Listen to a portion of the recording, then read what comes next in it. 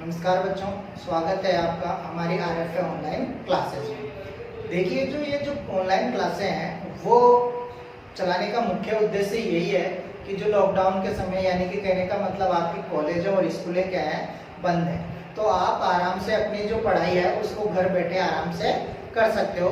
तो ये online channel के माध्यम से हम जितने भी कोशिश कर रहे हैं आपको शिक्षा से जुड़े रहें। आप अपने फ्रेंडों के साथ भी इस वीडियो को शेयर कर सकते हो और आसानी से वो भी क्या है, इस वीडियो से पढ़ सकते हैं। ठीक है, तो आज हम बात करेंगे कक्षा 10 के SST की, यानी कि कक्षा 10 के सामाजिक विज्ञान के बारे में। तो देखिए, आपको पता है कि सर से लेकर 9 तक और 11th क्लास का क्या सिलेबस चेंज हो गया है, तो लेकिन जो 10th क्लास है उसका सिलेबस क्या है, चेंज नहीं हुआ है। तो हम पुराने सिलेबस के अकॉर्डिंग ही पढ़ रहे हैं। तो देखिए, आपको पता है कि जो 10th क्लास की SST है तो उसमें क्या है, 4 पार्ट है। तो पहला पार्ट है वो इतिहास का है, दूसरा पार्ट है वो आपके राजनीतिक का है यानी पॉलिटिकल का है, जो तीसरा पार्ट है आपके वो ज्योग्राफी पार्ट है, भूगोल वाला पार्ट, वो लेसन नंबर 8 से क्या है, शुरू हो जाता है। यानी 1 से 4 इतिहास है, फिर 5, 6 और 7 आपके पॉलिटिकल है, और फिर उसके बाद में जो 8 से जो लेसन है 8वें, वहां से आपका ज्योग्राफी पार्ट स्टार्ट हो जाता है। तो हम ज्योग्राफी पार्ट से स्टार्ट कर रहे हैं। ठीक है, तो आज हम पढ़ेंगे ज्योग्राफी पार्ट में से लेसन नंबर 8, पार्ट 8, जिसका नाम है जल संसाधन। जल संसाधन, देखिए जल संसाधन के बारे में तो आप देखिए, जल के बारे में तो सभी जानते हैं, और संसाधन का मतलब क्या होता है वो हम देख लेते हैं। संसाधन का मतलब होता है पर्यावरण में उपलब्ध प्रत्येक वस्तु जो मानव की आवश्यकताओं की पूर्ति करती है, वो क्या कहलाता है, संसाधन कहलाता है। जैसे कि मान लीजिए पेन है, टेबल कुर्सी है, या वायु भी क्या है, एक क्या है, संसाधन है। जल एक संसाधन है, भूमि क्या है, एक संसाधन है, चट्टान क्या है, एक संसाधन है। ठीक है, तो जितने वस्तुएं हमारे क्या है, दैनिक उपयोग में काम आ रही है या दैनिक उपयोग में काम आने वाली जितनी भी वस्तुएं हैं वो क्या कहलाती है, एक तरीके से संसाधन कहलाता है। अगर हम बात करें थोड़ा सा डेफिनेशन में, आपकी बुक में तो नहीं है, लेकिन अगर हम प्रकार की बात करें तो 2 प्रकार के संसाधन होते हैं। पहला है मानवीय संसाधन, मानवीय संसाधन, और दूसरा है प्राकृतिक संसाधन।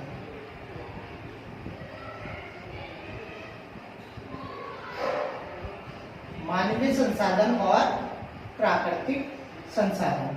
देखो, मानवीय संसाधन की अगर हम बात करें तो सिंपल सी बात है, ऐसे संसाधन जिनका उपयोग मानव द्वारा किया गया है, यानी जिनको मानव द्वारा निर्मित किया गया है, ऐसे संसाधन जिनका निर्माण मानव द्वारा किया गया है, मानवीय संसाधन कहलाते हैं। जैसे पेन है, जैसे कि मान लीजिए टेबल है,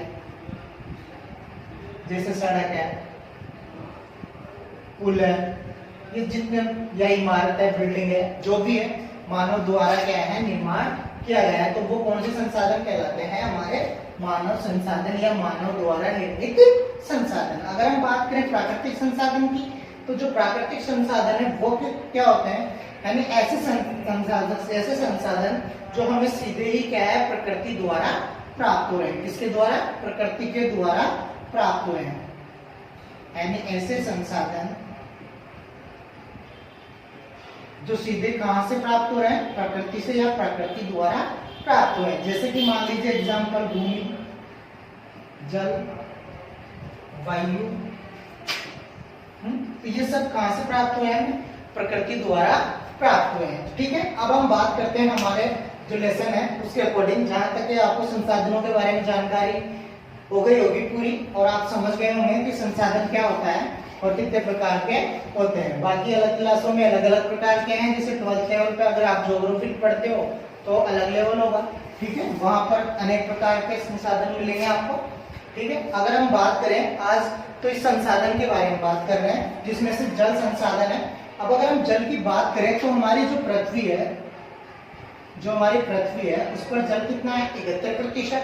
अब जो स्थल है हमारा वो कितना है, 29%। जो हमारा स्थल है वो कितना प्रतिशत है, 29%। ठीक है, अगर हम बात करें इस जल की, तो ये जो जल है 31%, इसका क्या है 97% सागरों एवं महासागरों में क्या है, विद्यमान। यानी 9% जल क्या है, सागरों एवं महासागरों में है। अगर हम बात करें 3% जल की, जो कि एक तरीके से जो 90% जल है ये क्या है, खारा जल है। और जो 3% है वो एक तरीके से कह सकते हैं हम शुद्ध जल है। क्या है, शुद्ध जल है। कह सकते हैं कि ये पीने योग्य जल है, यानी कि हमारे उपयोग में लेने योग्य। अगर हम 3% की भी बात करते हैं तो इसमें से 69% जल है वो हमारा क्या है, हिम के रूप में है। इसके रूप में, हिम के रूप में 69% जल। और जो 69% भी और जो 30% जल है, जो 30% जल है वो भूमिगत क्या है, भूमिगत है। 30% जो जल है वो कौन सा है, भूमिगत है। अगर हम बात करें, देखो 30% जल, तो अब जो हमारा 69 और 30% इनको मिलाकर कितना होता है, 99। अब अगर हम बात करें 1% जो जल है वो क्या है, उपयोगी है। किसके, मानव के, यानी हमारे लिए। अब उसमें हम क्या करते हैं, जिसका उपयोग पेयजल, यानी पेयजल में भी क्या है, हम उसे काम में लेते हैं। सिंचाई, औद्योगिक कार्यों,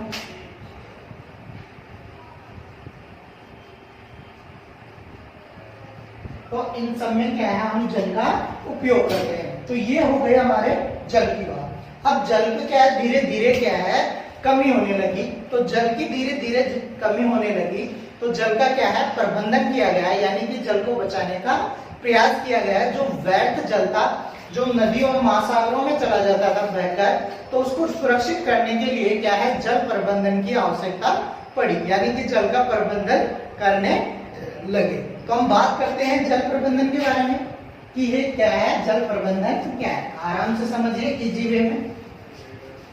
आप इसके बाद में पाठ्य पुस्तक से पढ़िए, आपको जहां तक है पूरा लेसन समझ में आएगा। और ये लेसन परीक्षा में 3 नंबर का लेसन है और इस लेसन में से एक क्वेश्चन जरूर आता है परीक्षा में, चाहे वो परियोजना से संबंधित हो, चाहे जैसे कि परंपरागत जल स्रोत जो कि संरक्षण के लिए आगे बढ़े हैं विधियां, तो उनमें से भी कभी क्वेश्चन आता है। तो इस लेसन में से 3 नंबर का क्वेश्चन आता है आपके परीक्षा में। तो हम बात करते हैं अब आगे कि जो जल था, जल प्रबंधन। तो जल प्रबंधन की अगर हम बात करें तो जल का उचित तरीके से संरक्षण करना ही क्या कहलाता है, जल प्रबंधन कहलाता है। जल का उचित तरीके से संरक्षण करें तो जल क्या क्या कहलाता है, प्रबंधन कहलाता है। तो देखिए, इसका जो जल प्रबंधन था उसका किस प्रकार किया गया, यानी परियोजनाओं का विकास करके। परियोजनाओं का विकास करके, यानी परियोजनाओं का क्या है, विकास करके क्या है, जल का संरक्षण किया गया, जल प्रबंधन किया गया। अब जो ये परियोजनाओं का जो विकास था वो हमारा देश आजाद होने के बाद हुआ। तो हमारा देश कब आजाद हुआ था, 1947 में, यानी 1947 के बाद परियोजनाओं का क्या है, विकास हुआ। और परियोजनाओं का विकास हुआ तो जो हमारे प्रथम प्रधानमंत्री थे पंडित जवाहरलाल नेहरू जी, तो उन्होंने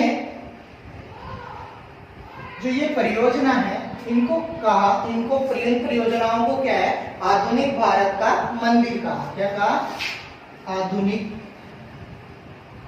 भारत का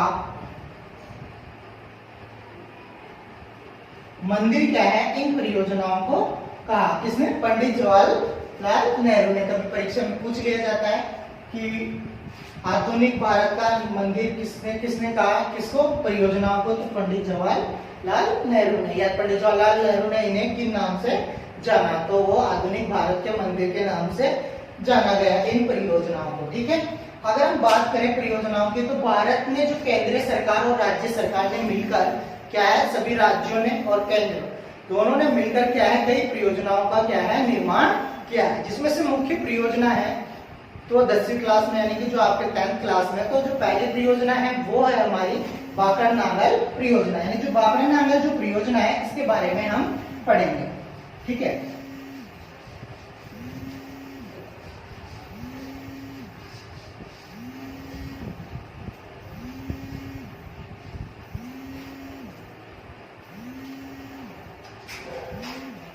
पहली परियोजना है वो है बाकड़ नांगल परियोजना। बाकड़ा नांगल परियोजना। देखिए परियोजना का जो ज्ञान अर्थात कोई भी परियोजना है उसको जानने से पहले हमें उनके बारे में, उस परियोजना के बारे में ये पता होना चाहिए कि वो परियोजना किन राज्यों की परियोजना है, उसका निर्माण कब किया गया और इसका निर्माण करने का मुख्य उद्देश्य क्या था। तो ये बातें हमें क्या है जानना अति आवश्यक है। और एक और बात, क्योंकि हमें कौन सी नदी पर, यानी उस नदी का जो निर्माण है वो कौन सी नदी, जो परियोजना है उसका निर्माण कौन सी नदी पर किया गया, तो ये बातें क्या है हमें जानना जरूरी है। ठीक है, तो हम बात करते हैं यहाँ पर बाकड़ नांगल परियोजना की। किसकी? बाकड़ नांगल परियोजना। तो देखिए अगर हम बाकड़ नांगल परियोजना की अगर हम बात करें तो इसका जो निर्माण था, हमने पढ़ा था अभी कि जो जितने भी परियोजना है उनका विकास कब हुआ था, 1947 के बाद, यानी हमारा देश आजाद होने के बाद। तो इनका जो निर्माण था वो 1948 से स्टार्ट हुआ और 1963 में इसका क्या है कार्य पूर्ण हुआ, यानी इसका निर्माण क्या है कंप्लीट हो गया।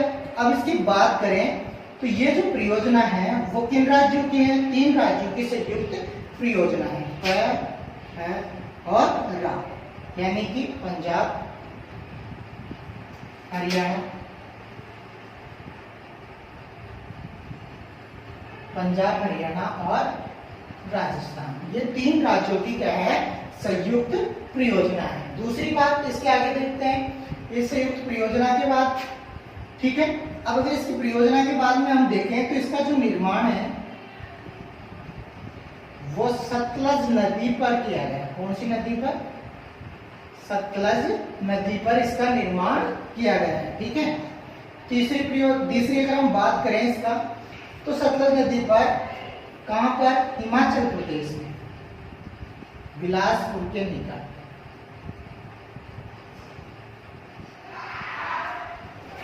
एक और बात, ये देश की सबसे बड़ी परियोजना है।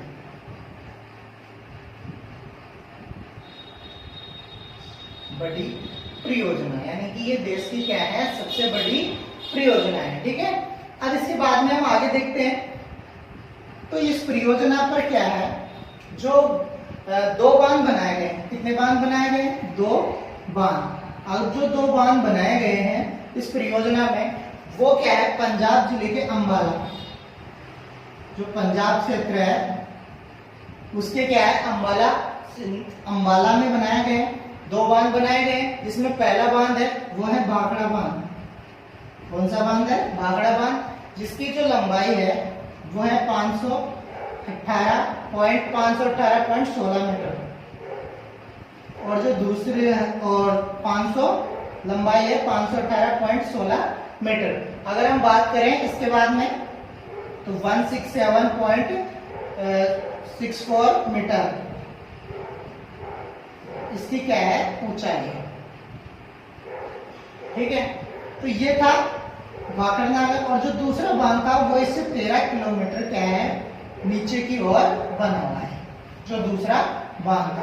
अब अगर इसी परियोजना की अगर हम बात करें थोड़ा सा, तो जो ये परियोजना है इस पर 2 विद्युत ग्रह बनाए। विद्युत ग्रह का मतलब, विद्युत ग्रह का मतलब क्या होता है? बिजली उत्पादन करने वाला घर, यानी कि 2 विद्युत ग्रह बनाए गए, एक तो कोटला में और दूसरा था वो विद्युत ग्रह बनाया था गंगवाल में, कोटला, और दूसरा था गंगवाल। यानी 2 विद्युत गृहों का निर्माण हुआ है इस परियोजना में, जहां से विद्युत उत्पादन किया जाता है।